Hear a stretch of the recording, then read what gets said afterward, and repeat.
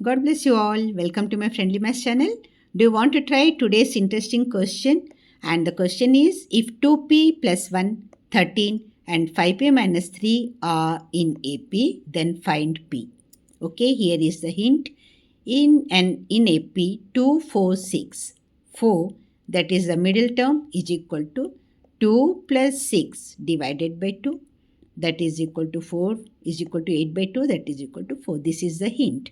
And try this one. If you have enjoyed, please like. If you want the solution, okay, then this is the solution. You can take the screenshot also.